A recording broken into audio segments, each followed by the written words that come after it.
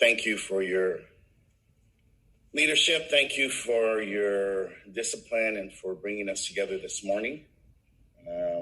It could be and would have been expected if we had canceled the meeting, given all our attention that's needed for our districts and for the city. And so I thank you for bringing us together this morning. I want to publicly thank Herb Wesson for his comments at the end of our last meeting.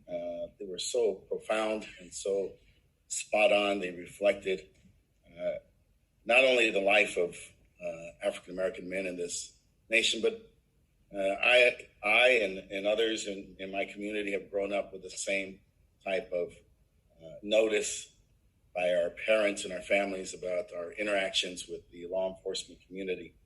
And so I want to thank him for that. I want to differ with you for a bit. And I want to say that the activities of yesterday and what we've seen the last few days is anarchy is to be very generous to the looters and very offensive to the anarchists. What we saw and have seen, if we parse it out, is there are peaceful protests, which we of course support. There is a righteous cause, which we of course support. You and I talked about this last night. Your history is rich in that tradition.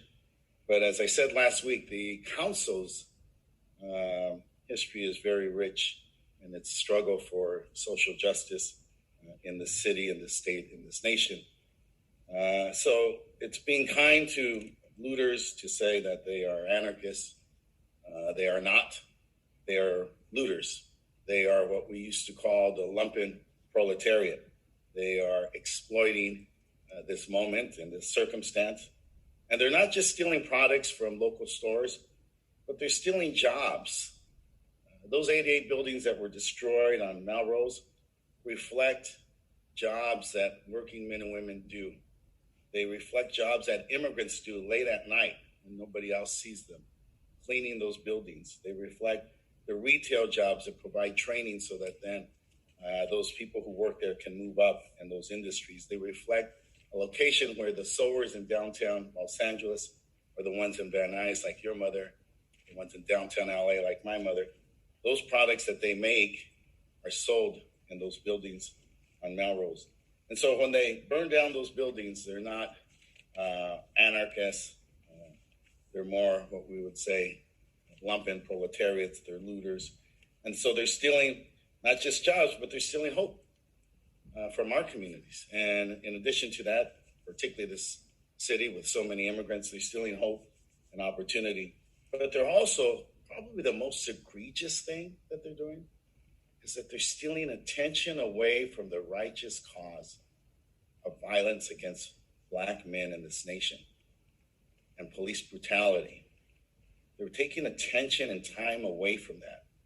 They're taking attention and time away from COVID-19 and what needs to be done to rebuild our city and our economy. And in doing that, they don't realize that they're also creating unintended consequences. For example, in the middle of all this, if you paid attention, the president yesterday essentially announced a state of siege. He had this big theatric presentation yesterday where they attacked peaceful demonstrators, and they had a show of force, a show of, in his lingo, domination of the streets. This is a very, very dangerous development. This is something that we all need to be very focused on and pay appropriate attention to. This was just short of a declaration of martial law. We need to be very careful about that. We need to be very disciplined during this time period. We need to know, what is it that we should be doing? What are the immediate things we should be doing? What should the president have called for yesterday?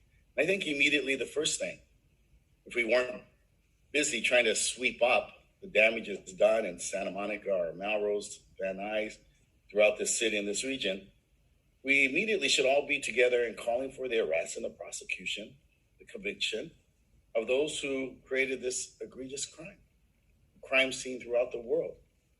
We should be focused our attention on police reform, and we should be focused on aiding and healing those who are victims of police brutality. That's what we should be doing immediately. But we can't if we're taking a brush and cleaning up our neighborhoods. We should also be focused on stopping Donald Trump, because he has been a purveyor of this type of hate and division. He is not prepared for the presidency, nor has he ever been. And he is provoking this. But the danger of that is that he plays to not just his base, but to voters in suburbia America, voters in Wisconsin or Pennsylvania or Michigan, those critical states.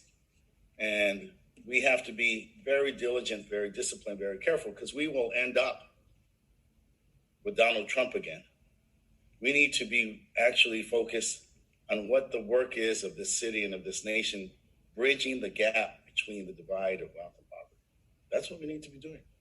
We need to be focused on a comprehensive housing plan, on economic development, on creating public space, art, and culture for our city. That's the work of our council.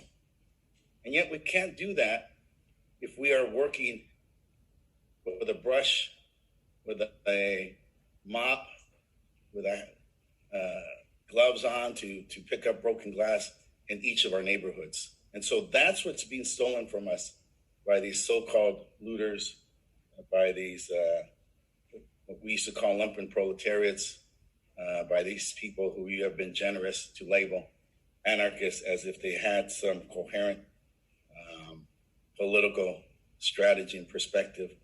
They do not. They are a criminal element. They should not be glorified. They should not be worthy. They are not worthy of the attention they have taken away from both the cause of George Floyd and of the cause of pursuit of dignity and peace and justice for the residents and people that we are honored to serve here in this great city and for our great nation. Thank you. Thank you.